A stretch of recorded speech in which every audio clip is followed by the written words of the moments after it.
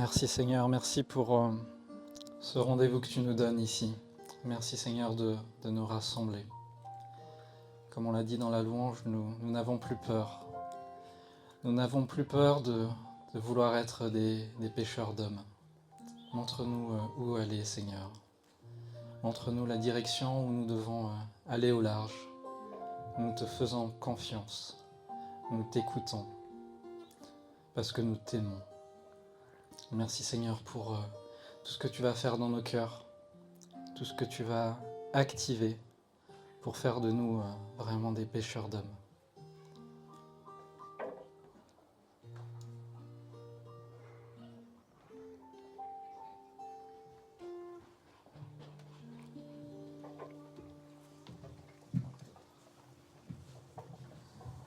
Bonsoir à tous.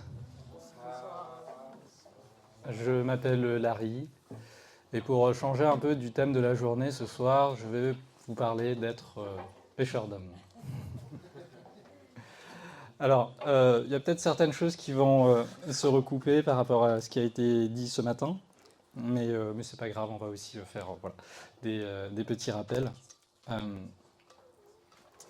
Quand j'ai commencé à méditer en fait sur ce verset, la première chose que je me suis demandé, c'est qu'est-ce que ça voulait vraiment dire être pêcheur d'hommes.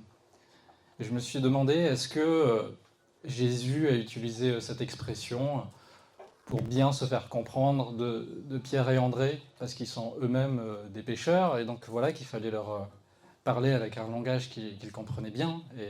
Et comme on l'a vu ce matin, on comprend beaucoup la mission avec cette comparaison avec la pêche. Mais en fait, si on regarde vraiment le sens de ces mots et comment ce passage est décrit dans plusieurs évangiles, on peut voir quelque chose de plus profond. Alors, ce moment, on le voit dans Marc et dans Matthieu. Et là, cette histoire est décrite de manière vraiment très succincte et les deux passages sont vraiment très similaires. En fait, Jésus leur dit « Suivez-moi et je vous ferai pêcheurs d'hommes ». Donc c'est très simple, mais moi ce qui m'a marqué déjà en regardant la phrase de Jésus, c'est qu'il commence d'abord par « Suivez-moi ».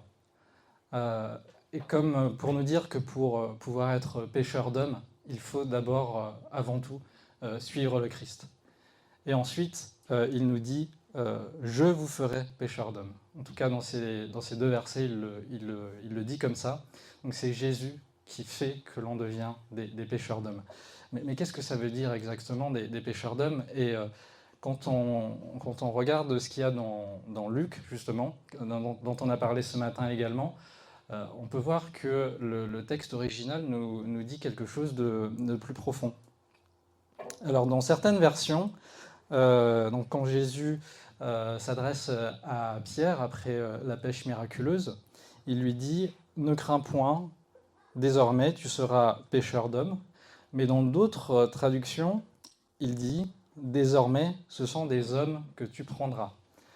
Et voilà, il ne parle pas de pêcheur, et il parle de prendre. Ce qui peut sembler être un petit peu plus vague.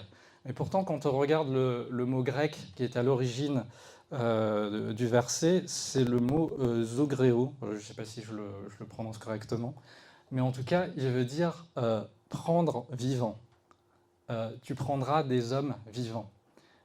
Et ce que je trouve vraiment intéressant, en fait, c'est que quand on parle de poissons, quand on parle de pêcher des poissons, c'est vrai que on pêche des poissons et on les fait sortir de leur environnement naturel. Ils deviennent des poissons hors de l'eau. Et voilà, on va les manger ou voilà, ils seront plus vivants. Alors que Jésus nous dit, vous prendrez des hommes vivants. Et c'est là où je me suis dit qu'être pêcheur d'hommes, c'est avant tout apporter la vie aux hommes. Et pas n'importe quelle vie, apporter la vie de Jésus, puisqu'il est le chemin, la vérité et la vie. Et ça semble être quelque chose d'absolument grandiose de dire comme ça, mais on va apporter la vie aux hommes. Qui sommes-nous pour apporter la vie aux hommes et comment on peut faire voilà, une si grande chose. Et c'est là qu'on comprend vraiment que voilà, il faut suivre Jésus et c'est par lui qu'on donne la vie. Et je vais vous raconter un petit témoignage d'une évangélisation de rue qui m'avait bouleversé il y a quelques années. J'étais dans les rues de Toulon et donc on évangélisait dans la rue et je tombe sur un jeune homme qui me semblait être un étranger. On commence à parler et c'est vrai qu'il a un petit accent. Il était beaucoup sur la réserve, il était presque timide, mais en même temps, voilà, c'était quelqu'un de plutôt bien bâti, voilà, plutôt imposant. Et en fait, il se trouve que ce jeune homme était un militaire. Et c'est vrai qu'à côté de Toulon, on a la base de la Légion étrangère. Et je me suis dit, tiens, il m'a l'air d'être un étranger, je lui demande d'où il vient, il est polynésien, et, euh, et voilà, je devine qu'il est membre de la Légion étrangère. Alors je ne sais pas si vous connaissez la Légion étrangère, mais c'est une division particulière de l'armée française où on récupère des soldats d'à peu près partout dans le monde. Et c'est généralement des gens qu'on utilise pour les missions les plus difficiles, là où il faut se salir les mains, et c'est vraiment voilà, les missions très dangereuses. Et voilà, je commence à parler de Dieu à ce jeune homme, et voilà, je lui demande s'il croit en Dieu, et il me répond que oui, il croit en Dieu, mais que voilà, il prie pas trop, qu'il va pas à l'église, et je sens que la question le gêne. Et comme il est très sur la défensive, on est un peu là, voilà, on n'arrive pas trop à discuter, et puis au fur et à mesure, euh, il commence à me... Déjà, il me confirme qu'il est bien de la Légion étrangère, et il m'explique pourquoi il a du mal avec Dieu. Et ce qu'il m'a dit m'a vraiment tellement attristé. En fait, il m'a expliqué, sans me le dire explicitement, mais moi j'avais compris, il m'a dit, voilà, j'ai un travail compliqué. Euh, Quand je pars faire mon travail, je n'ose pas prier. Je n'ose pas demander à Dieu de me protéger parce que je sais que je vais faire des mauvaises choses. Et quand je reviens de mon travail, quand je reviens sain et sauf de mon travail, je n'ose pas remercier Dieu parce que j'ai fait des mauvaises choses. Et quand il m'a dit ça, ça m'a tellement attristé. Et je ne savais pas trop quoi lui dire. En fait, j'avais envie de lui dire, mais arrête, change de métier, fais quelque chose d'autre de ta vie, et puis sois heureux, et puis sois à l'aise avec Dieu. Et quelque part, j'avais envie de lui dire ça. Mais en vrai, j'en sais rien, je ne connais pas sa vie. Et puis, même de manière pratique, on sait que voilà, ce genre de contrat est très encadré par l'armée. On s'engage parfois sur plusieurs années, parfois en ayant changé d'identité. C'est pas facile de sortir de la Légion juste comme ça. Et en fait, à ce moment-là, je ne savais pas quoi lui dire à cette personne. Et voilà ce qu'il me racontait, même s'il ne me l'avait pas dit, moi je comprenais que par j'ai fait des mauvaises choses dans mon travail, c'est qu'il avait du sang sur les mains et qu'il avait sans doute tué des personnes. Et je ne savais pas quoi lui dire. La seule chose que j'ai trouvé à lui dire, c'est écoute, je ne sais pas ce que tu as fait exactement, mais moi je suis sûr d'une chose, c'est que Jésus t'aime. Et là, j'ai senti qu'il y a quelque chose qui avait bougé en lui. Alors lui qui m'expliquait que quand j'avais commencé à lui parler de Dieu, que à la Légion étrangère, on n'avait même pas le droit, on n'avait même pas le droit d'avoir des instruments de musique parce que il fallait enlever tout ce qui pouvait en fait, ouvrir une sorte d'expression de soi, d'intériorité. C'est des gens qui mettent leurs sentiments sous le tapis et qui effectuent le sale boulot. Mais à ce moment-là, quand je lui ai dit ça, j'ai senti qu'il avait commencé à avoir les larmes aux yeux. Et puis j'ai senti qu'il y avait une brèche et je lui ai dit, tu sais quoi, voilà, je sais pas quoi te dire, mais je sais que Dieu t'aime. Et puis on a prié, on a pris un petit temps de prière. Je me souviens plus de ce que je lui ai dit. Et à la fin, je lui ai dit, tu sais quoi, essaye de prier parce que vraiment Jésus il t'aime et qu'il t'attend dans la prière. Et il m'a dit oui. Il m'a dit oui. Je lui ai offert mon chapelet. Et au début, il voulait le refuser, il pleurait encore plus, mais je me suis dit vraiment que, voilà, que le Seigneur l'appelait à ce moment-là. Finalement, il a accepté mon chapelet. Et je ne sais pas en fait, qu'est-ce qu'il est devenu ce jeune homme. J'ai envie de me dire que peut-être qu'il est sorti de la Légion, qu'il a trouvé la paix, et que maintenant il prie, qu'il va à l'église, mais j'en sais rien. Et quelque part, quand on jette les filets aussi pour le Seigneur, c'est accepter de se dire que, en fait, dans l'obéissance, comme Pierre, on dit sur ta parole, je jette le filet, mais le résultat, c'est pas nous qui contrôlons. On agit dans l'obéissance pour le Seigneur, et puis après, c'est au Seigneur d'agir parce que c'est lui qui sauve, c'est lui qui donne la vie, et c'est sa grâce. Et, euh, et donc je vous disais, oui, être pêcheur d'hommes, c'est avant tout donner la vie de Dieu, la vie de Jésus. Euh, quand on parcourt ce texte de Luc au chapitre 5, on voit pas mal de choses vraiment intéressantes. On a parlé ce matin de l'obéissance, qui est justement d'écouter le Seigneur et de se dire, voilà, qu'est-ce qu'il veut que je dise à telle personne, qu'est-ce qu'il veut que je fasse. Par exemple, pendant ce moment-là, j'ai senti qu'il fallait lui dire que Jésus l'aimait et de lui donner mon chapelet, mais laissez-vous vraiment, laissez-vous vraiment guider par ce que le Seigneur veut faire avec vous et avec cette personne. Et c'est pour ça que dans Suivez-moi et je ferai vous des pêcheurs d'hommes, il y a ce Suivez-moi où Jésus devient une partie intégrante de notre vie, il fait partie de notre quotidien. Et c'est comme ça, en fait, en apprenant à le connaître, en apprenant à... Jésus dit, mes brebis connaissent ma voix. Plus on passe de temps avec lui, plus on passe de temps dans son intimité, et plus on est capable de le reconnaître dans ces petits flashs quand il nous appelle pour parler à quelqu'un ou faire quelque chose. Et donc cette obéissance, elle se vit pleinement quand évidemment nous sommes dans une vraie relation, dans une vraie vie de prière intime avec le Christ. Et ça, de manière complètement indépendante par rapport à ce que vous pouvez faire, ou de ce que vous pensez que vous pouvez faire. Moi, je suis quelqu'un de très timide. Je ne sais pas ce que je fais devant vous avec un micro en ce moment, mais voilà, l'évangélisation de rue, c'est toujours un truc, j'y vais avec la boule au ventre, j'ai pas envie d'y aller, j'y allais vraiment toujours par obéissance, mais à chaque fois, alors que moi j'ai pas du tout envie, je n'attends qu'une chose, généralement c'est quand j'arrive à parler à une personne, je me dis je suis satisfait, et là je regarde l'heure, et je dis oui, le rendez-vous avec l'équipe il est à telle heure, je me dis ouais c'est bon, je suis content, j'ai réussi à parler à une seule personne, et ça me va. Et bien en fait il se passe toujours des choses, et ça c'est vraiment la grâce du Seigneur. Donc voilà, que vous pensiez être un bon pécheur ou un mauvais pécheur, ça n'a absolument aucune importance. Jésus trouvera le moyen de faire quelque chose à partir du moment où vous avez envie de le faire avec lui.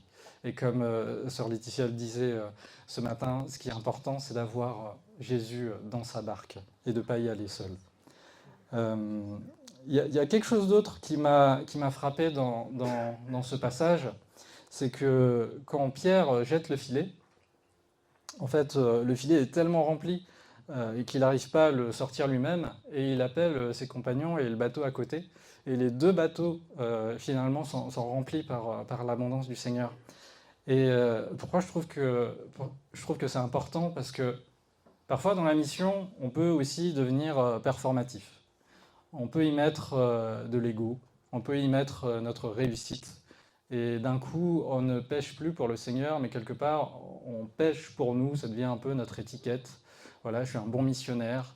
Et c'est pour ça que parfois, dans nos milieux chrétiens, on a beaucoup de jalousie, de rivalité entre groupes de prière, ce genre de choses. Mais pourtant, là, ce que nous montre ce passage, c'est que la pêche des hommes, en fait, tout le monde est gagnant. À partir du moment où vous pêchez pour le Seigneur, euh, voilà, vous n'êtes pas en concurrence avec quelqu'un d'autre. Tout le monde est gagnant. Si tu attrapes du poisson, alors ça veut dire que ton frère qui est chrétien, même s'il n'a rien à voir avec ce que tu fais, ou s'il fait quelque chose qui peut sembler être en concurrence avec ce que tu fais, et bien en fait, tout le monde gagne. Et il n'y a surtout pas à être voilà, jaloux, envieux, ou être dans la comparaison avec nos autres frères chrétiens. Euh, Il y a aussi quelque chose qui m'a marqué dans ces passages, c'est que, en fait, au début, Jésus dit « Suis-moi ». puis il nous dit je ferai de vous des pêcheurs d'hommes. Et en fait, la fin de ces versets, c'est toujours la même chose. Et aussitôt, ils laissèrent la barque, et aussitôt, ils laissèrent leur filet. Et même en Luc, ils laissèrent la barque et leur père. Donc, quand on décide de devenir un pêcheur d'hommes pour le Seigneur, il y a aussi cet acte d'abandon, où quelque part on abandonne une partie de ce qu'on était pour pouvoir suivre le Seigneur. Et dans des choses voilà, vraiment très importantes, ici leur travail et puis même leur famille. Alors ça ne veut pas dire qu'on est tous appelés par exemple, à devenir prêtre et à laisser travail et famille, mais il faut se demander qu'est-ce que le Seigneur me demande de laisser tomber pour pouvoir le suivre. Et typiquement, si je vous donne rapidement mon témoignage, j'ai toujours eu un appel, j'ai toujours eu envie de servir le Seigneur au fond dans mon cœur, mais j'avais une grande crainte. En fait, voilà, c'était cette crainte matérielle et professionnelle. Moi, je suis né à Madagascar et je suis arrivé en France pour mes études supérieures. Et quand on est envoyé par sa famille voilà, dans un pays développé pour y faire des études, quand on vient d'un des pays les plus pauvres du monde, vous avez cette pression de réussite. Et pour moi, les études et le travail, c'était toute ma vie. Enfin, je croyais en Dieu, mais pour moi, c'était le travail et la réussite et le succès d'abord. Et puis après, sur le temps, le dimanche après-midi, ou voilà, quand je prendrai des vacances par-ci par-là, là, je servirai le Seigneur. Et ça allait pas parce que je sentais que le Seigneur me demandait plus. J'ai fait une école de commerce et j'ai commencé à travailler dans un cabinet de conseil à l'époque, donc c'était entre guillemets voilà, le bon cheminement pour réussir dans la vie. Et puis ça a été difficile à accepter parce que le Seigneur est passé par des changements de chemin plutôt radicaux parfois. Et c'est là où je comprends quand dans le verset on lit aussitôt. C'est-à-dire que parfois il faut que ce changement de direction soit radical. Et dans mon cas, pour vous faire l'histoire très simple, j'ai perdu mon travail dans ce cabinet de conseil qui payait très bien.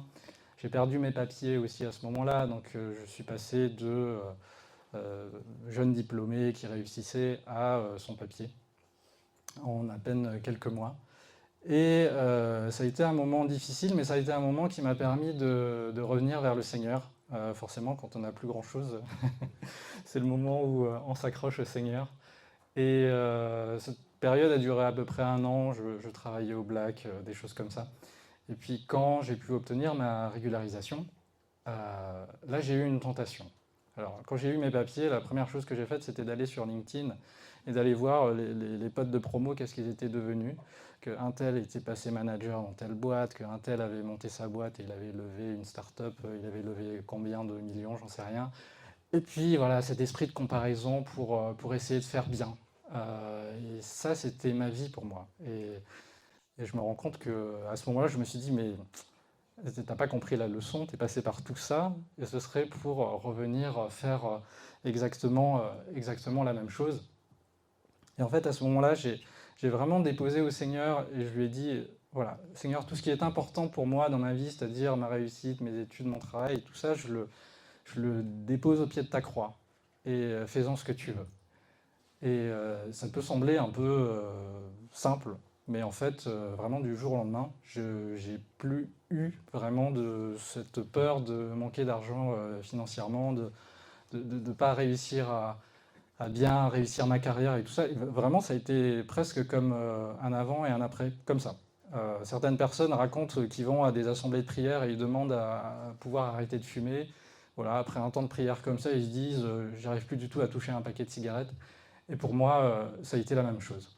Et donc voilà, dans cette volonté de servir le Seigneur, de devenir un pêcheur d'hommes, on a parfois des choses à laisser, des sacrifices à faire.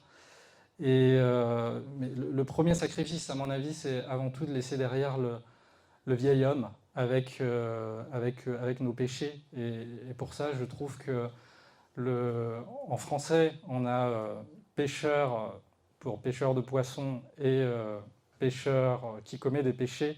En français, c'est la même sonorité. Je trouve ça très intéressant du coup que euh, Pierre et André, à ce moment-là, abandonnent leur métier de pêcheur de poissons pour suivre Jésus. Et en même temps, on les voit abandonner voilà, ils sont toujours pécheurs, mais en tout cas, ils s'engagent vers ce chemin de sainteté avec le Seigneur. Et donc, voilà, de vraiment laisser derrière nous, de laisser derrière nous le vieil homme. Et voilà, donc se dépouiller et vraiment pour pouvoir suivre le Christ. Et puis aussi vraiment aimer les personnes voilà, vers qui le Seigneur nous envoie. Cette pêche miraculeuse, elle a un écho plus tard dans les évangiles avec une deuxième pêche miraculeuse qui est presque la même scène après la résurrection. Vous savez, les disciples sont sur un bateau, et puis voilà, comme exactement au tout début de leur rencontre avec Jésus, ils n'attrapent rien. Et là, Jésus est sur un rive, ils ne le reconnaissent pas tout de suite. Et d'ailleurs, c'est pour ça que c'est vraiment important d'avoir cette vie de prière, cette vie d'intimité avec le Christ, parce qu'il y a peut-être plein de fois où le Seigneur nous a appelés à lancer un filet, mais on n'a pas pu le reconnaître. Et à ce moment-là, du coup, Jésus leur indique l'endroit où il faut lancer les filets, et c'est la même scène, c'est encore les filets sont pleins à craquer dans l'abondance. Et c'est là que Pierre reconnaît Jésus à ce moment-là, et il va vers lui. Et ce qui est très beau après donc, cet événement de la deuxième pêche miraculeuse, c'est que Pierre vit voilà, vraiment un moment de miséricorde avec le Seigneur. Voilà, Pierre a renié 3 fois le Christ. On aurait pu penser que si Jésus était un manager avec voilà, des caractéristiques d'évaluation moderne, il l'aurait sans doute viré. Il n'a pas fait son boulot, il a trahi sa boîte, le patron, il l'aurait sans doute viré.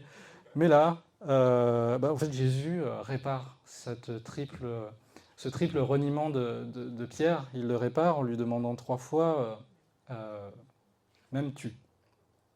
Sinon, Simon, fils de Jonas, m'aimes-tu? Et à chaque fois, Pierre, en fait, voilà, a cette occasion de réparer ce reniement qu'il a en affirmant son amour 3 fois à Jésus. Et là encore, ça nous dit que, en fait, tout à l'heure, on a dit que si ça se trouve, on n'était pas assez qualifié pour pouvoir devenir un pêcheur d'hommes. Mais là, Jésus nous dit même que même si, non seulement si tu n'es pas assez qualifié, mais en plus, si tu es plein de péchés, si tu n'es pas digne, si tu ne te sens pas digne, si tu as fauté contre moi, quel que soit en fait ce que tu as pu faire, eh bien, lui, il nous pardonne. Et c'est vraiment intéressant de voir que de leur première interaction à la dernière interaction avant que le Christ remonte au ciel lors de l'ascension, eh bien, en fait, on voit qu'il prend soin de Pierre. On voit qu'il l'accompagne et qu'il voilà, fait en sorte qu'il puisse vraiment devenir un pêcheur d'hommes. Mais au-delà de comment il traite Pierre, ce qui est très beau de voir, c'est que Jésus emmène ensuite le regard de Pierre à se poser sur les personnes qu'il va pêcher, sur les personnes à qui il va apporter la vie du Christ. Puisque 3 fois Jésus lui demande m'aimes-tu? 3 fois Pierre lui dit oui Seigneur, tu sais que j'ai de l'amour pour toi. Et 3 fois Jésus lui répond une réponse plus ou moins semblable. La première fois il lui répond nourris mes agneaux. La deuxième fois il lui répond prends soin de mes brebis. Et enfin il lui dit nourris mes brebis. Donc à chaque déclaration d'amour de Pierre, Jésus déporte cet amour sur son troupeau. Et je dirais que c'est vraiment ce qu'il faut qu'on ait quand on est des pêcheurs d'hommes, quand on veut apporter cette vie de Jésus aux personnes qui ne le connaissent pas. C'est justement d'avoir vraiment un amour pour ces personnes, pour toutes ces personnes qu'on va rencontrer. Et je pense que pour ça, il faut que nous-mêmes, on puisse comprendre cet amour du Seigneur que le Seigneur a pour nous, pour qu'on puisse aimer convenablement les personnes vers qui il nous envoie. Et parfois, c'est pas toujours facile. Et parfois, on n'a même pas forcément l'impression d'aimer les personnes en question. Je vais vous raconter une dernière anecdote. J'étais en voyage au Groenland pour le travail, puisque maintenant, du coup, j'ai changé de vie. Je suis photographe et vidéaste pour la mission catholique. Et donc, j'avais accompagné un journaliste au Groenland.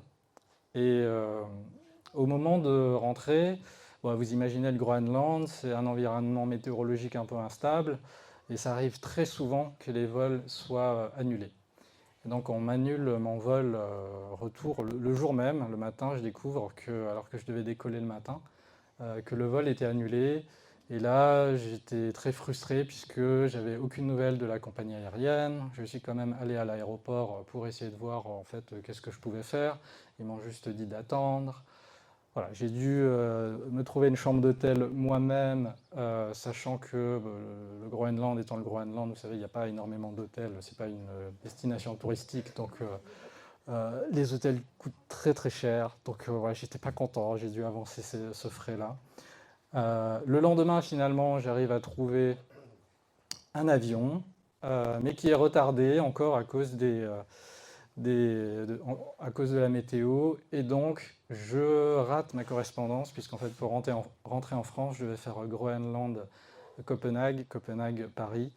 Je rate ma correspondance et la personne que j'ai à l'accueil de la compagnie aérienne est vraiment pas très sympa. Elle m'explique, mais monsieur, normalement c'est au bout de 40 minutes que on vous rembourse voilà, votre nouveau vol. Vous c'était 40 minutes. Et puis bon, vous savez, parfois vous sortez de l'avion, en plus vous êtes stressé, vous courez, vous savez pas forcément où aller, et puis vous ratez la correspondance. Elle n'avait pas été très sympa.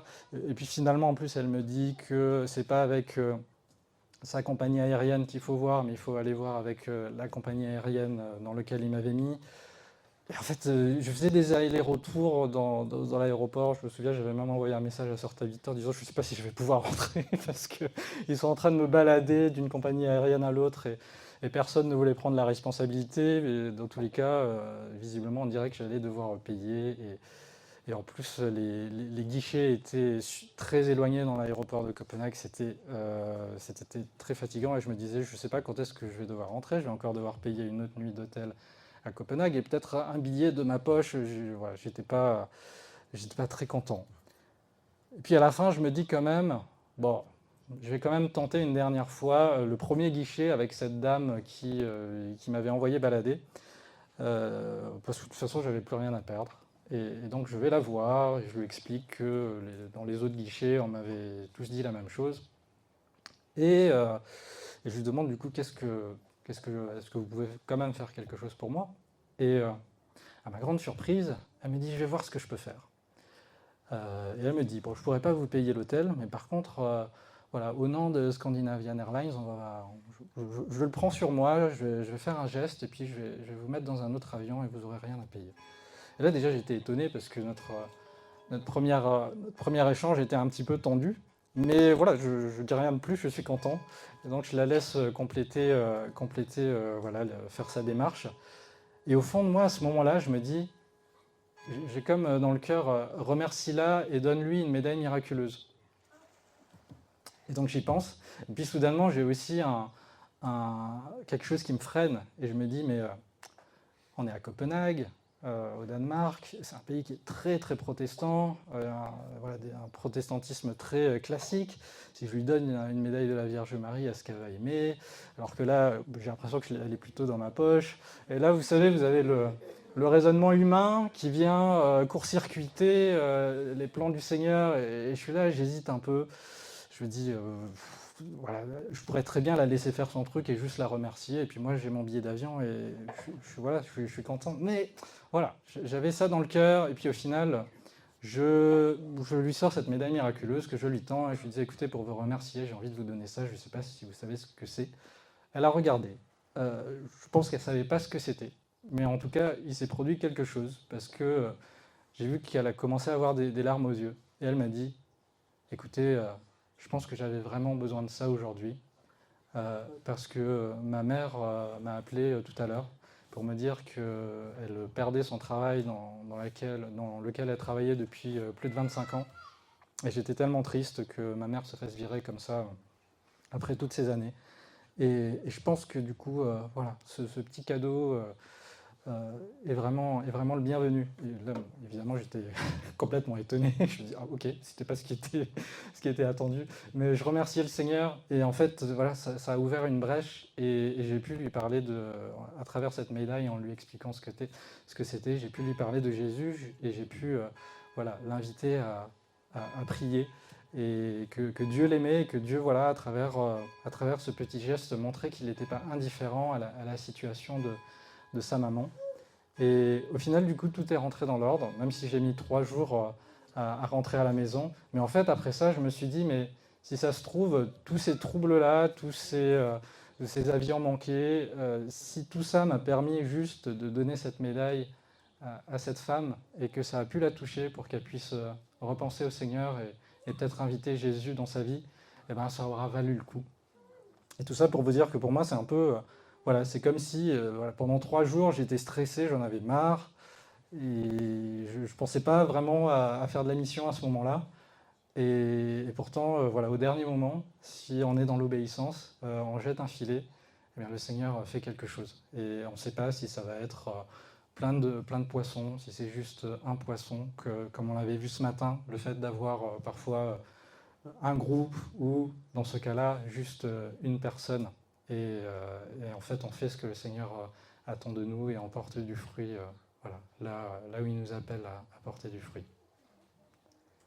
Et donc, pour résumer, être un pêcheur d'hommes, c'est apporter la vie du Christ, le suivre, se dépouiller, être dans l'obéissance et vraiment aimer ses brebis, avoir ce cœur de compassion et de charité pour les personnes vers qui il nous envoie.